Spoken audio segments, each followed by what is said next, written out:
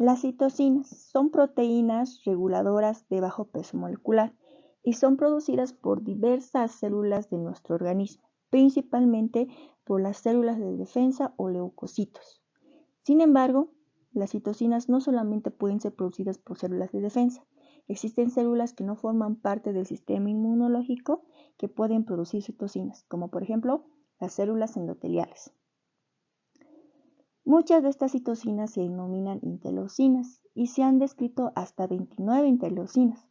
Algunas citocinas se conocen con nombres comunes como interferón o factor de necrosis tumoral y algunas reciben el nombre de acuerdo a las células que las producen. Por ejemplo, si las citocinas son producidas por los linfocitos, estas citocinas se van a denominar linfocinas. Si estas citocinas son producidas por el macrófago o por el monocito, estas citocinas se van a denominar monocinas. Estas citocinas actúan como mensajeros entre células con el fin de regular la respuesta inmunológica. Entre las funciones que tienen las citocinas está regular la respuesta inmunitaria. Inhiben o estimulan la activación, proliferación, diferenciación de las células inmunitarias como los linfocitos y los macrófagos. Actúan en la respuesta inflamatoria, inducen la respuesta inflamatoria, lo que ayuda a atraer células inmunitarias al sitio de infección. Ayuda en la hematopoiesis, regula la producción de células sanguíneas como los glóbulos rojos, glóbulos blancos y las plaquetas. Ayudan en el control del crecimiento y diferenciación celular. Colaboran o son parte importante en la respuesta innata y adaptativa. Y también nos ayudan en la producción de anticuerpos. Las citocinas nos van a ayudar a determinar qué tipo de anticuerpos va a producir un linfocito B, ya sea IgM, IgA, IgG, IgE o IgD. La acción de la citocina. Para que una citocina cumpla una función, primero tiene que haber un inductor, una señal, que va a estimular a una célula. Esta célula va a producir una citocina de acuerdo a la señal que se le está dando. Entonces, esta citocina va a ir a una célula blanco. Esta célula blanco tiene una característica que va a tener un receptor específico para la citocina. Si esta célula blanco no tuviera un receptor específico para la citocina que se está produciendo, nunca se va a estimular. Entonces, eso es importante. Las citocinas tienen que unirse a receptores específicos. Una vez que esta citocina se una a su receptor específico en la célula blanco, esta célula va a tener un efecto biológico. Ahora, como ejemplo, puede ser que esté ingresando una bacteria a nuestro organismo. El inductor sería la bacteria. Ahora, el inductor pueden ser varias cosas. Pueden ser, por ejemplo, las bacterias, virus, hongos, pueden ser células dañadas o pueden ser otras citocinas. Entonces, este inductor es una bacteria en nuestro caso y va a estimular un macrófago. Este macrófago va a producir un cierto tipo de citocinas. Por ejemplo, puede ser la interleucina 8. Esta interleucina 8 va a unirse a un receptor específico de la célula blanco. Esta célula blanco puede ser un neutrófilo. Entonces, cuando esta interleucina 8 se una al receptor de interleucina 8 de la célula blanco como es el neutrófilo, esta célula va a tener un efecto biológico. En este caso puede ser la migración del neutrófilo al sitio de lesión, ¿no? Entonces, así es como se traduce la señal. Ahora, las acciones de las citocinas pueden ser tres. Pueden ser autócrinas, parácrinas o endócrinas. Acción autócrina ocurre cuando una citocina se va a unir a un receptor específico de la misma célula que la produce. Esto significa que la citocina actúa sobre la célula que la sintetiza, lo que puede influir en su propio comportamiento o función. Una acción parácrina. Las citocinas actúan sobre células vecinas. Esto es muy común en un tejido donde las células están en estrecha proximidad y necesitan comunicarse entre sí para coordinar una respuesta celular. Y una acción endocrina. Algunas citocinas pueden actuar a distancia, similar a una hormona clásica, pasando por la circulación sanguínea y alcanzando células o tejidos distantes. Esto permite que las citocinas tengan un efecto sistémico. Propiedades funcionales de las citocinas. Las propiedades funcionales pueden ser la pleiotropía, la redundancia, la sinergia, el antagonismo y la inducción en cascada. Cuando hablamos de las propiedades de pleiotropía, es cuando una citocina puede tener un efecto biológico en células diana distintas. Y aquí tenemos el ejemplo del linfocito T helper activado, que va a producir interleucina 4. Esta interleucina 4 va a tener efectos biológicos en las células B, en los timocitos y en las células cebadas. En las células B va a hacer que esta célula prolifere, se diferencie y se active. En el timocito va a hacer que empiece a proliferar y en las células cebadas que empiece a proliferar. La propiedad de redundancia. Esta se refiere cuando dos o más citocinas pueden mediar funciones similares. Por ejemplo, las células T activadas van a producir interleucina 2, 4 y 5.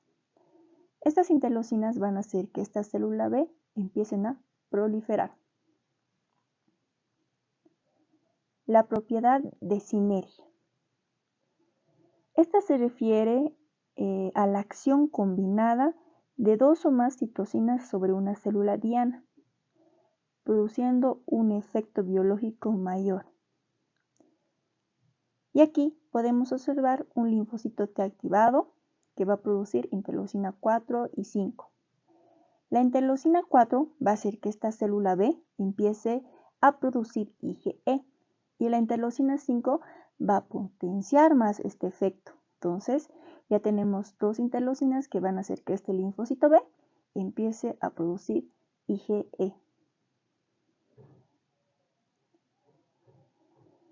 El antagonismo. El antagonismo es cuando el efecto de una citocina puede inhibir a otra. Y aquí vemos una célula T activada que está produciendo interleucina 4. Esta interleucina 4 va a hacer que el linfocito B empiece a producir IgE. Sin embargo, esta célula T activada también va a producir interferón gamma, que va a bloquear ese mensaje, va a bloquear esa acción que tiene la interleucina 4. Por lo tanto, no se va a producir IgE por parte de esta célula B. La inducción en cascada. Esta se refiere a la acción de una citocina que puede inducir la producción de otras citocinas. Por ejemplo, aquí tenemos una célula T activada. Esta célula T va a producir interferón gamma. Este interferón gamma va a hacer que este macrófago empiece a producir interleucina 12. Y esta interleucina 12 va a hacer que otras células T se empiecen a activar, ¿no? Y eso es la inducción en cascada. La clasificación de las citocinas. Estas pueden ser de distintas maneras. Por ejemplo, si agarramos la clasificación funcional, aquí nos vamos a basar en la función que tienen las citocinas. Y estas pueden ser citocinas proinflamatorias, citocinas que favorecen la inmunidad humoral, citocinas que favorecen la inmunidad celular. Cuando las clasificamos por el tipo molecular, estas citocinas pueden ser, por ejemplo, las interleucinas, el factor de necrosis tumoral, los interferones, las quimiosinas y los factores estimulantes de colonia. Ahora, cuando las clasificamos de acuerdo al modo de acción, estas pueden ser autócrinas, parácrinas y endócrinas, lo que ya habíamos visto anteriormente. Los receptores de citocina. Cuando hablamos de receptores de citocina, estamos hablando de proteínas de membrana. ¿Qué quiere decir eso? que estos receptores son proteínas que van a atravesar la membrana bilipídica de las células. Ahora, estos receptores van a tener un dominio externo, un dominio transmembrana y un dominio interno. Todos los receptores van a tener un dominio externo, un dominio de membrana y un dominio interno. Ahora, el dominio externo es la responsable de la unión específica a la citosina correspondiente. Este dominio es el que determina la especificidad del receptor. Cuando hablamos del dominio transmembrana es la región hidrofóbica y esta región hidrofóbica es la que ancla el receptor a la membrana. Ahora, cuando hablamos de un dominio interno, vamos a hablar de la porción dentro de la célula que inicia la cascada de señalización. ¿No ven? Todos tienen su dominio interno. Ahora, ¿cuántos tipos de receptores de citosina existen? Son 5. El receptor de citosina clase 1 o eritropoyetina, el receptor de citosina clase 2 o interferón, el receptor de factor de necrosis tumoral, el receptor de la superfamilia de la inmunoglobulina y los receptores de quimiosina. Ahora, si hablamos de cada receptor en particular, vamos a hablar de que el receptor de tipo 1 o eritropoyetina tiene una estructura que está constituido por 2 dominios de fibronectina tipo 3, que aparte este receptor va a tener residuos de cisteína conservados, y lo que le va a caracterizar es este dominio proximal a la membrana. Ese dominio va a ser rico en aminoácidos como el triptófano, serina, cualquier otro aminoácido, triptófano y serina. En realidad eso es lo que le caracteriza al receptor de citosina de clase 1 o eritropoyetina. Ahora, como habíamos mencionado que cada receptor tiene sus ligandos específicos, vamos a ver que para este receptor de eritropoyetina los ligandos van a ser la interleucina 2, la 3, la 4, la 5, la interleucina 6, la interleucina 7, la interleucina 9, la interleucina 11, 12, ¿no? Todas estas van a ser el ligando de los receptores de citosina de clase 1 o eritropoyetina. Cuando hablamos de los receptores de citosina de clase 2, o interferones, vamos a observar en su estructura que están constituidas también por 2 dominios de fibronectina tipo 3. También van a tener cisteína.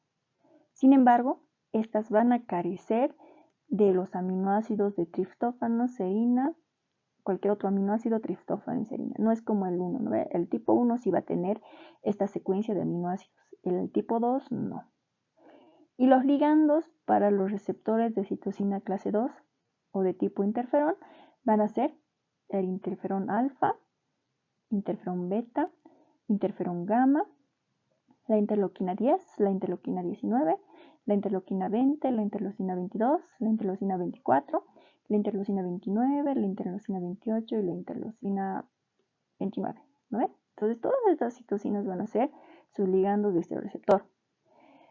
Cuando hablamos del receptor de factor de necrosis tumoral, vamos a observar que está constituido, que es un receptor rico en cisteína, ¿no? Y sus ligandos van a ser el factor de necrosis tumoral alfa, el factor de necrosis tumoral beta, la CD27L, la CD30L, la CD40L, ¿no? Todos estos van a ser sus ligandos de este receptor. Cuando hablamos de los receptores de las superfamilias de la inmunoglobulina, vemos que en su estructura hay dominios IG, que son estas, dominios IG. Y cada dominio IG va a estar constituido aproximadamente de 70 a 110 aminoácidos. Y estas van a estar estabilizadas por puente disulfuro. Y sus ligandos van a ser de este receptor, la interleuquina 1, el c-KIT, la interleuquina 18, todas estas van a ser los ligandos específicos para el receptor de la superfamilia de la inmunoglobulina. Y cuando hablamos de los receptores de quimiosina, a diferencia de las otras familias, estos receptores de quimiosina pertenecen a las superfamilias de los receptores acoplados a proteína G. Su característica estructural principal es la presencia de 7 hélices alfa que atraviesan la membrana celular. Y son estas, miren, 1, 2, 2, 3, 4, 5, 6, 7. Y los ligandos de estos receptores de quinosina son la interleuquina 8, el MIP1, no, todos estos son los ligandos de este receptor de quinosina. Subfamilia de receptores de citosina. La subfamilia de receptores de citosina son divisiones más específicas dentro de una familia principal de receptores.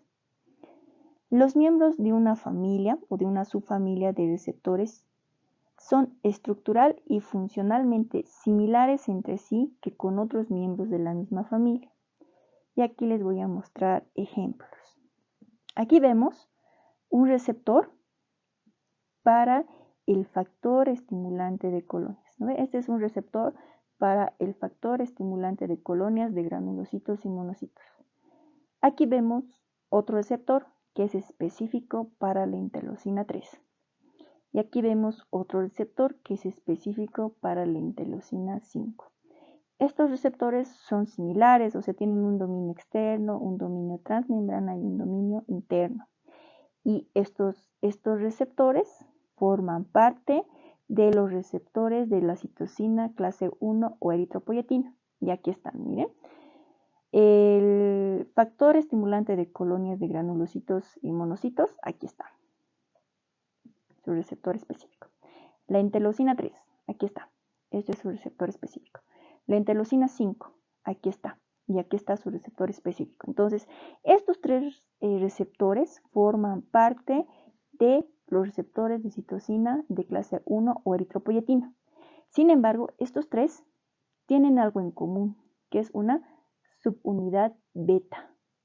Entonces, este receptor de citosina del factor estimulante de colonias de granulocitos monocitos tienen una subunidad beta. Este receptor para la interleucina 3 tiene una subunidad beta.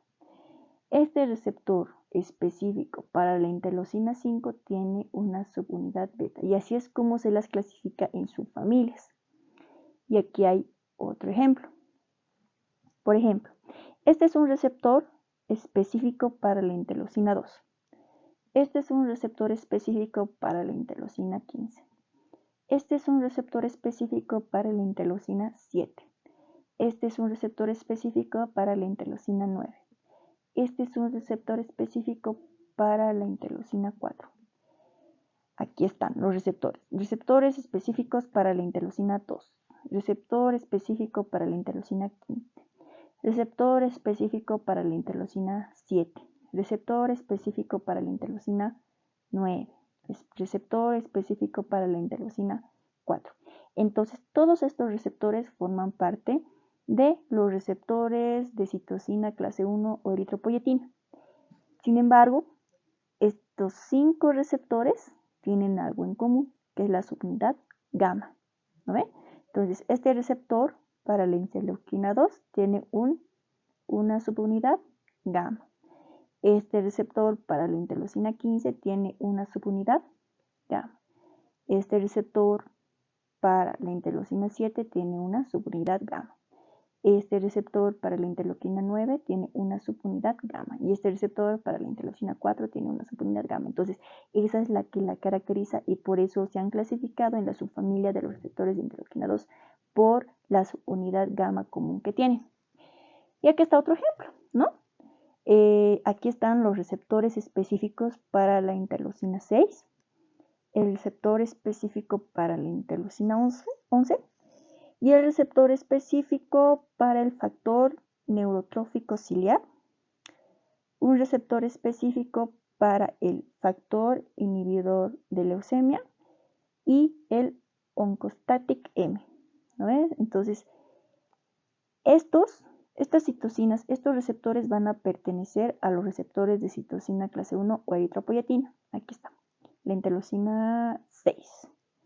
Aquí está, la interleucina 1. Aquí está el factor neurotrófico ciliar.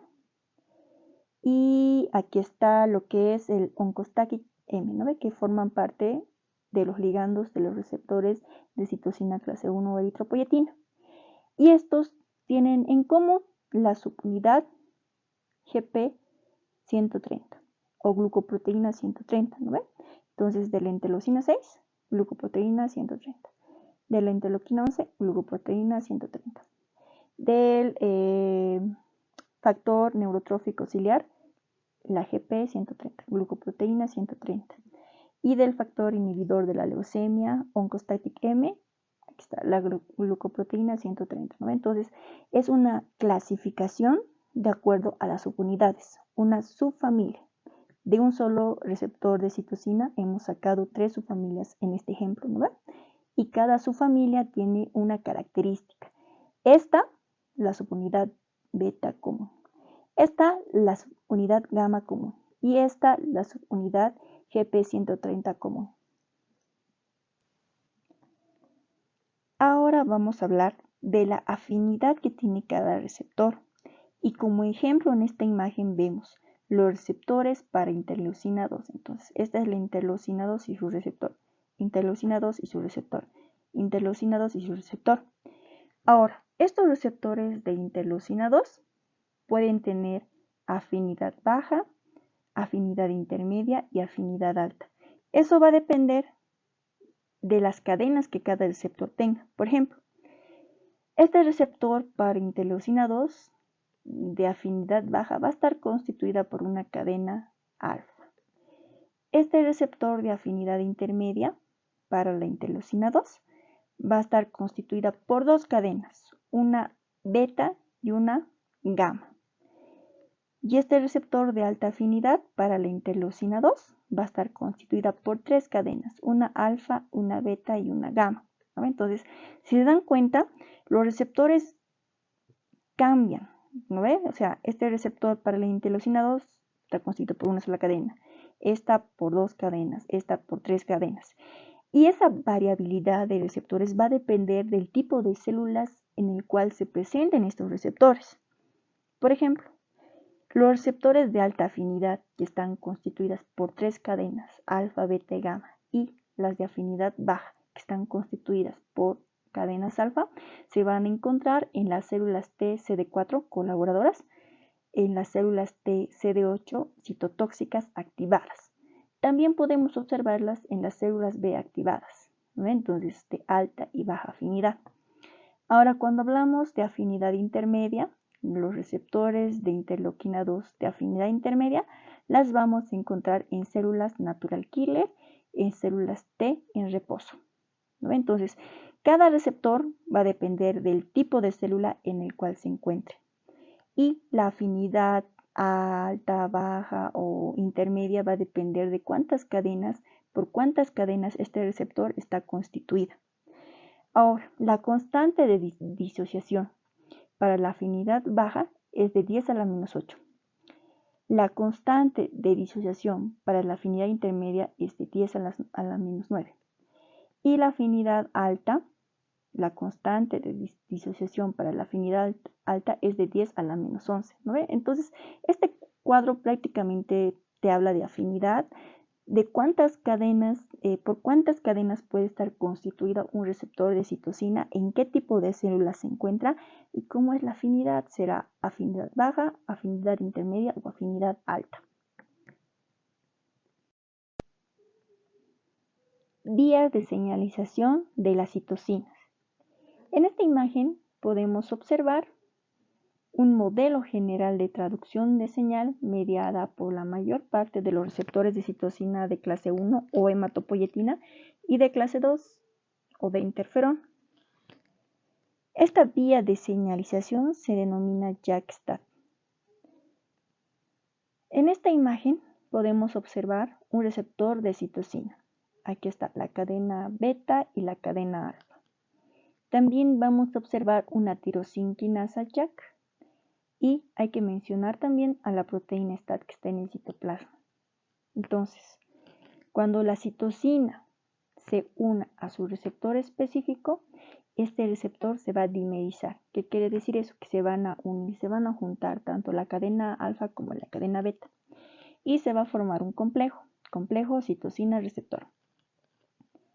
Esto va a hacer que se active la tirosina quinasa de la familia JAK, por lo que también va a ocurrir una fosforilación del receptor. Esta fosforilación del receptor va a hacer que las proteínas STAT que están en el citoplasma también se fosforilicen. Esta fosforilación de la proteína STAT va a hacer que dos proteínas se unan y van a formar un dímero de STAT, dimerización de STAT. Este dímero de STAT va a atravesar el citoplasma de la célula y va a llegar hasta el núcleo a través de la membrana nuclear. Una vez que este dímero de STAT se una al ADN, van a regular lo que es la transcripción de genes específicos y así van a mediar los efectos biológicos de la citosina, o sea, la información que está mandando la citosina, ¿no? Sabemos que las citosinas son mensajeras, van a mandar mensajes entre células. Entonces, ¿cómo es que se traduce la señal hasta llegar al núcleo? Pasando por la fosforilación de los receptores, fosforilación de la proteína STAT, van a llegar al núcleo y luego se va a transcribir la información, ¿no? Ahora, esta vía de señalización JAK-STAT puede tener antagonismos, o sea, en realidad son antagonismos de las citocinas. Estas son proteínas que van a inhibir la actividad biológica de las citocinas. Estas proteínas, que son antagonistas, van a actuar de dos maneras. Unas que se van a unir a la citosina y van a bloquear su acción, y otras que se van a unir a los receptores específicos. Así también se va a bloquear la unión, ya no se va a formar ese complejo citosina-receptor. Y aquí se menciona un ejemplo del Epstein-Barr. El virus de Epstein-Barr va a producir una molécula que es parecida a la interleucina 10. Por lo tanto, esa molécula se va a unir al receptor. Esa molécula que está produciendo el virus de Epstein-Barr se va a unir al receptor específico de la interleucina 10. Eso va a hacer que se anule la reacción mediada por linfocitos T. Por lo tanto, el virus nunca va a ser destruido, ¿no? Y hay otras proteínas que también van a funcionar como antagonistas en realidad de las citocinas, ¿no? Entonces, la vía de señalización que usan las citocinas, en general, las que más se utilizan son la vía de señalización JAK-STAT.